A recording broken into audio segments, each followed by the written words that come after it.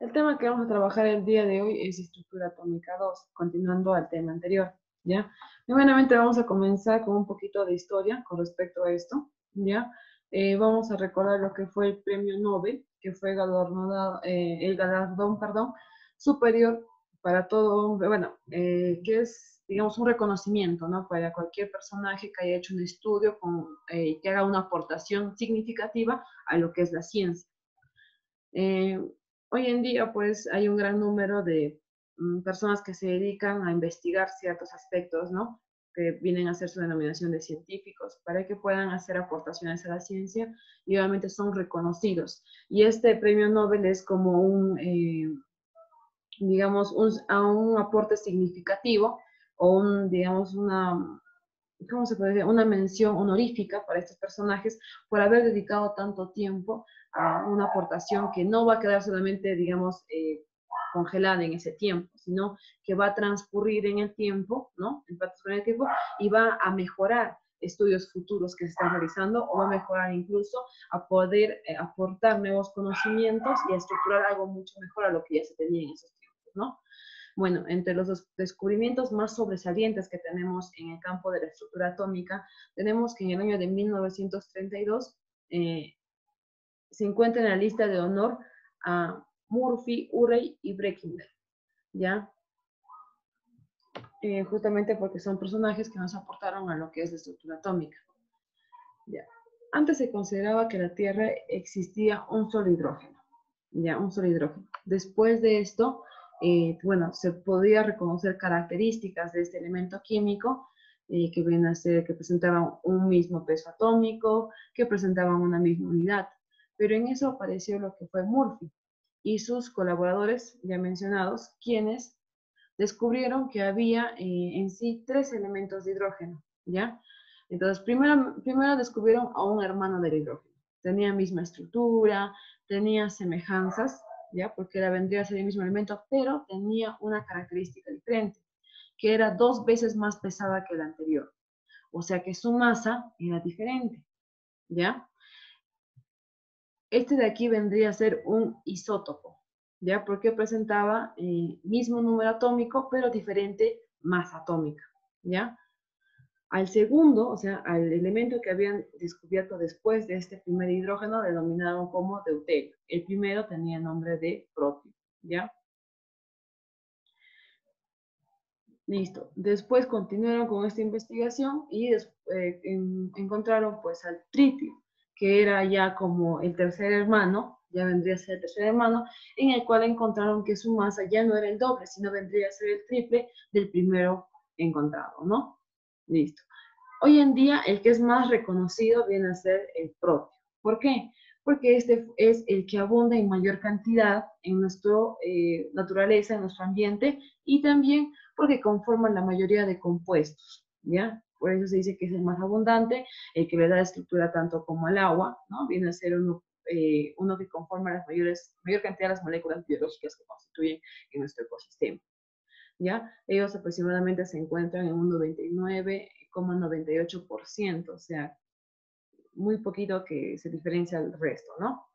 Su representación es esta de aquí que tenemos en el centro, ¿ya? En el cual vamos a encontrar que presenta, pues, su número atómico es 1 y la masa es 1, ¿no? A diferencia de su hermano que es el deuterio y después el tritio, en el cual el deuterio vemos que presenta su masa siendo el doble, que es 2, y el tritio que viene a ser 3. De viene su nombre, ¿no? Deu y tri. Listo.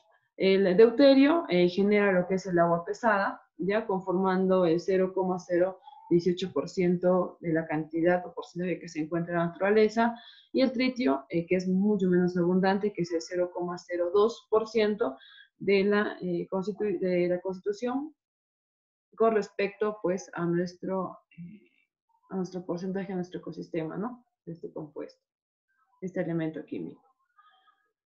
Muy bien, entonces a partir de esto, o sea, cuando ellos ya descubrieron, digamos que había semejanzas entre un mismo elemento, lo denominaron como isótopos.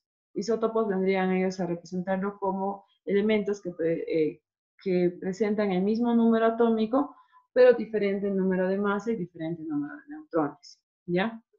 Después de eso, ellos empezaron a establecer, digamos, comparación entre algunas partículas o elementos en el cuales compartían pues semejanzas de protones, neutrones, electrones o neutrones, ¿no? Lo cual originaron pues los siguientes grupos. Acá tenemos, generaron lo que se denomina hoy en día como especies. Ya se generan, se llaman como especies. Muy bien. Cuando hablamos de estas especies, tenemos tres grupos. Tenemos a los isótopos, tenemos a los isóbaros, tenemos a los isótonos. Hay un grupo más, no sé si han escuchado, también tenemos a los isoelectrónicos, ¿ya? Eso viene a ser un grupo adicional. Ya que no se le, digamos, se lo considera dentro de lo que es la clasificación de los átomos, porque, digamos, viene a estar como que relacionado mucho con lo que es la parte de los isótopos, ¿no? Porque corresponde pues al número atómico. Pero también se considera esa clasificación cuando se haya, digamos, algunas diferencias o cuando el elemento presenta una carga, ¿no? Una carga positiva o negativa, cuando es un ion. Listo. Cuando hablamos, pues, es fácil, ¿no? Cuando hablamos del isótopo, son aquellos que presentan, son igual naturaleza, o sea, cuando hablamos que tienen el mismo número atómico, estamos refiriéndonos a que, obviamente, son, pues, el mismo elemento atómico, ¿no? Porque cuando nosotros diferenciamos a cualquier elemento, se diferencian por su número atómico, ¿cierto? Muy bien. Entonces, si hablamos de que tienen este mismo número, pues hablamos del mismo elemento. Pues nos dice que son de igual naturaleza, ¿ya? Con respecto a lo que es la masa y los neutrones son diferentes. En eso sí van a modificarse. En el caso de los isóbaros, lo que es igual es la masa. Todo lo demás es diferente. En el caso de los isótonos, lo que es igual son los neutrones, todo lo demás es diferente. Y en el caso pues de los isoelectrónicos, los electrones son el mismo porcentaje y todo lo demás son diferentes. ¿No? Entonces es bastante sencillo. Cuando hablamos de los isótopos, recordemos pues esta P, isótopos, ¿no?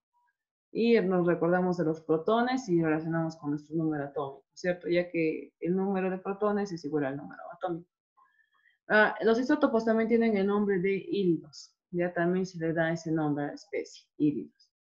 En el caso de los isóbaros, vamos a encontrarnos con isóbaros, ¿ya? Entonces lo que resalta más es la va, ¿no? Isóba.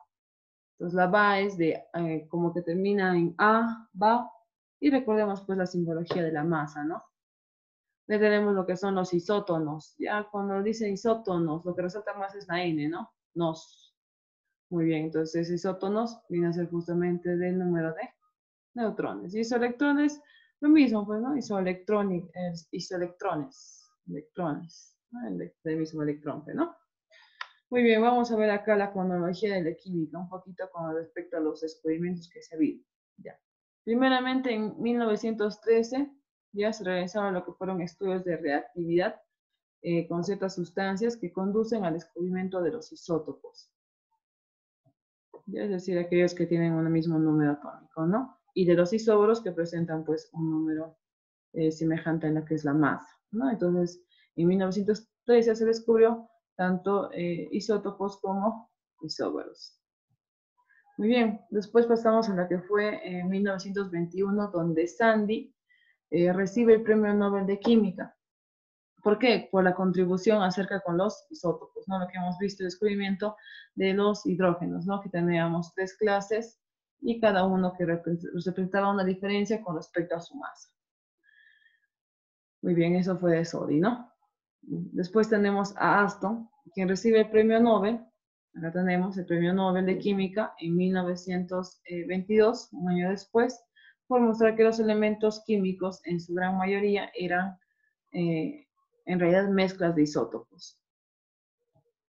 O sea que estaban presentes pues elementos que tenían semejanzas en su naturaleza, pero presentaban diferencias con respecto a su masa o número de neutrones. El químico Truman, Paul Coman, llamado también el nucleoide, ya, él fue el quien descubre principalmente lo que era, dice, a ver, descubre aquellos elementos que presentan un solo tipo de átomos. Acá tenemos en el año de 1947. Después tenemos en el año de 1964, se especula sobre la existencia de los quarks como partículas más elementares de la materia, ¿no? Ya bueno, eso es un dato adicional, ¿no? De los quarks, que viene a ser una de las divisiones más pequeñas, ¿no? Más pequeñas incluso que nuestro átomo. Pero obviamente que no encontramos, pues, no lo podemos visualizar con medidas, digamos, tan estables en nuestra corteza, ¿no? Nuestro planeta Tierra. Esto se encuentra más que nada en lo que es en la parte externa, más que nada como en la que es en el universo, ¿ya? En la parte fuera de nuestro manto de nuestra corteza, por la inestabilidad energética que existe. Muy bien, chicos, entonces creo que es súper sencillo, ¿no? Solamente lo referente a esto es la clasificación, que recordemos es las especies y nada más. Eso es lo que más vamos a resaltar, ¿no? Ya.